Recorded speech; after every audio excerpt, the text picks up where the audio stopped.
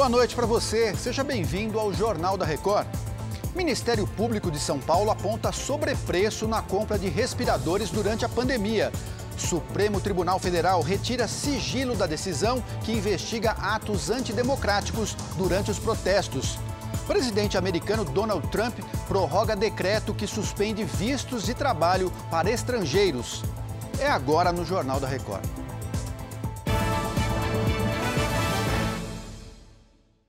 Oferecimento Bradesco, reconhecendo e incentivando nossa gente guerreira.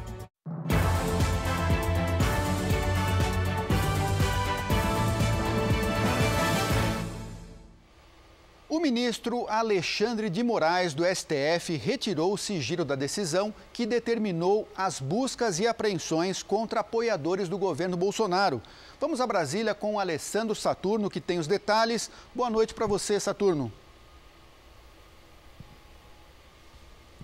Olá, Lúcio. Boa noite para você, boa noite a todos. Olha, o inquérito foi aberto a pedido da Procuradoria-Geral da República. Estão sendo investigados atos antidemocráticos durante protestos. Inclusive, os manifestantes eles teriam pedido o fechamento tanto do Congresso Nacional como do Supremo Tribunal Federal. O ministro Alexandre de Moraes afirmou que decidiu derrubar o sigilo sobre o inquérito porque trechos do documento estariam sendo divulgados incompletos. Vale lembrar que essa operação ela teve como alvos parlamentares, empresários, publicitários e blogueiros, todos apoiadores do presidente Jair Bolsonaro. Obrigado, Saturno. O Ministério Público de Contas de São Paulo apontou sobrepreço na compra emergencial de respiradores de uma empresa chinesa pelo governo de São Paulo. Quem tem os detalhes é o Pedro Leão, aqui de São Paulo. Boa noite para você, Pedro. Aí. Boa noite, Pedro. Boa noite, Lúcio. Dos 1.280 respiradores comprados, apenas 433 foram entregues ao governo do estado a um custo de 242 milhões de reais. O Ministério Público de Contas estima um sobrepreço nesses respiradores de mais de 23 milhões de reais. A entrega dos aparelhos restantes foi cancelada pela Secretaria de Saúde na semana passada. Por isso, a pasta tenta reaver parte desse dinheiro que já foi pago. O Tribunal de Contas do Estado vai juntar essas informações ao processo que apura supostas irregularidades na compra sem licitação de produtos para o combate ao coronavírus. Obrigado, Pedro.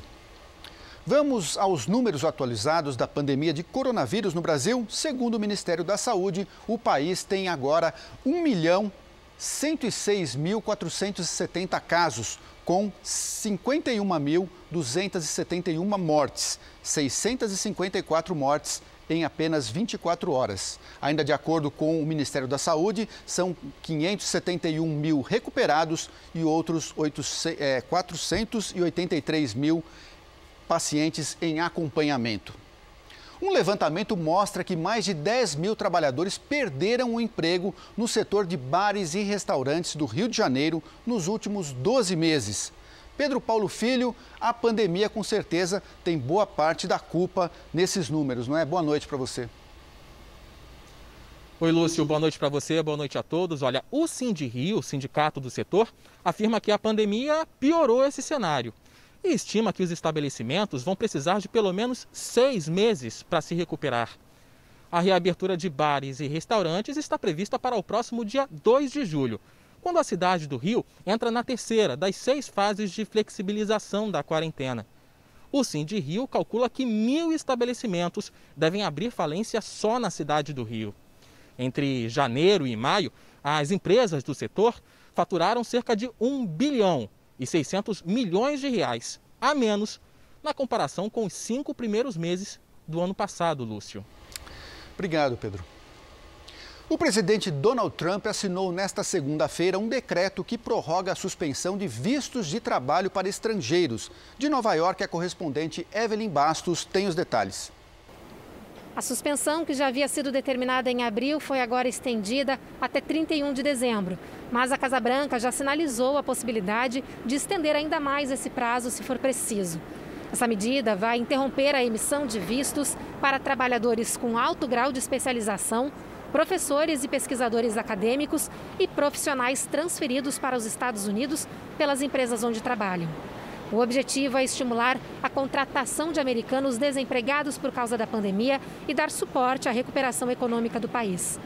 A Casa Branca estima que a suspensão dos vistos deve liberar até 500 mil empregos para os americanos.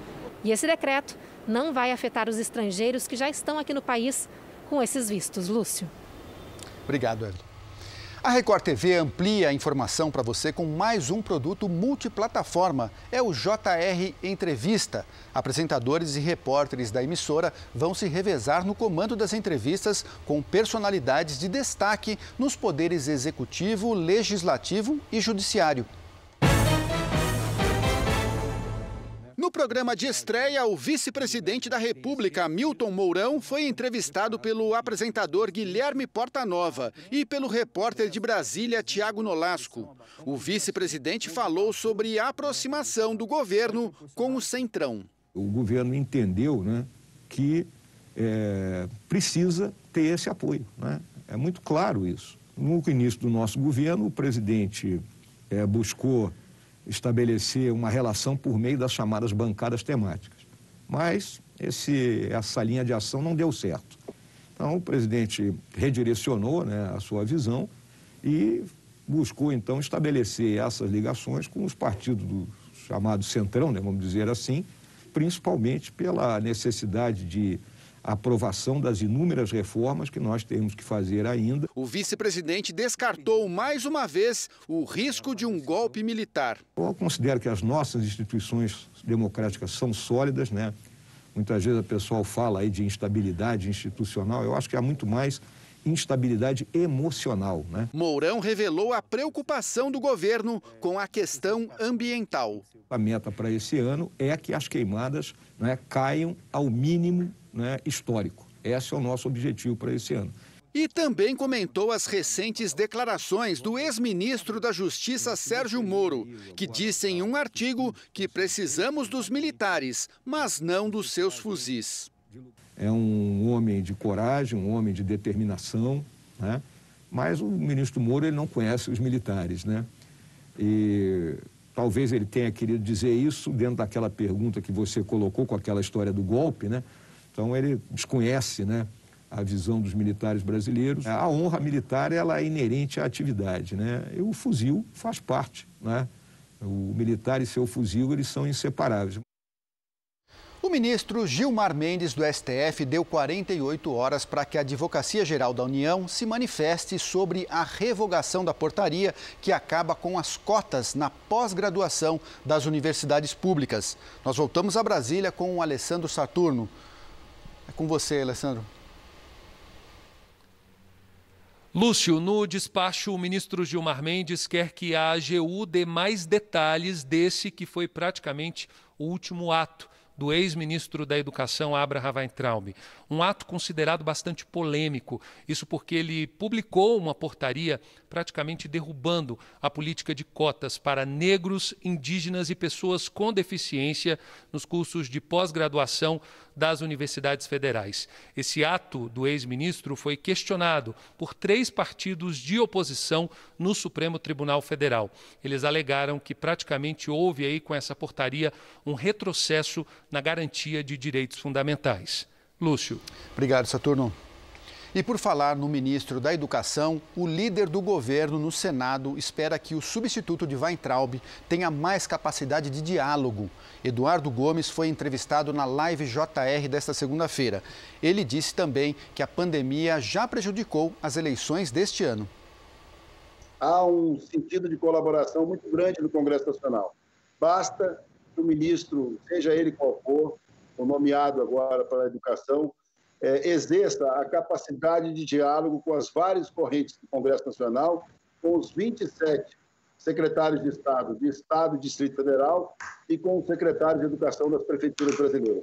Se a eleição for adiada para 15 de novembro, que me parece que é a posição majoritária do MDB e também do Senado, isso pode não ser o suficiente, porque essa eleição Nós não estamos discutindo só o dia da eleição, o dia de votar. Essa eleição já está fortemente prejudicada.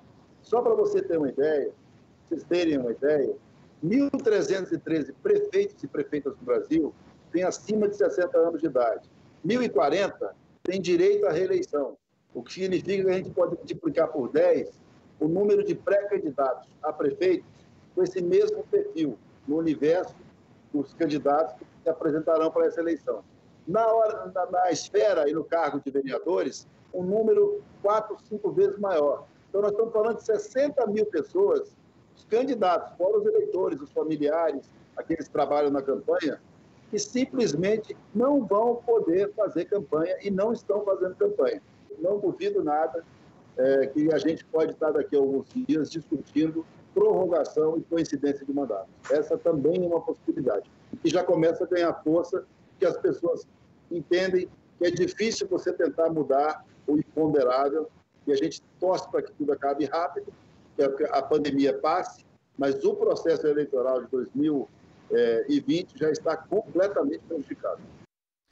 A disponibilidade de leitos de UTI em Minas Gerais pode se esgotar já nessa semana. Vamos falar com a Virgínia Nalon. Boa noite para você, Virgínia. Quando é que essa capacidade vai chegar ao limite? Boa noite, Lúcio. Segundo o Centro de Operações em Emergência em Saúde, a oferta de vagas em UTI pode acabar já nesta quinta-feira. O órgão é ligado ao governo do estado de Minas. A projeção considera a quantidade de leitos oferecidos pelo estado e a velocidade em que eles foram ocupados nas últimas semanas. Em Uberlândia e Ipatinga, o sistema de saúde pública já está com todas as vagas de UTI preenchidas. Aqui em Belo Horizonte, a taxa de ocupação está na faixa de 85%. E em todo o estado, 87% dos leitos já estão ocupados. Lúcio. Obrigado, Virgínia. Uma empresa japonesa criou uma câmera com inteligência artificial para checar se as pessoas estão lavando as mãos corretamente. O computador é capaz de identificar os movimentos e ainda detectar se a pessoa não está usando sabão. Lavar as mãos regularmente é uma das principais maneiras de evitar a contaminação pelo coronavírus. A máquina é destinada a empresas das áreas de saúde e alimentação que desejam verificar se a higiene pessoal tem sido feita de maneira correta. Essa edição do Jornal da Record termina aqui. Outras informações no Fala Brasil às 8h45 da manhã. Uma boa noite para você.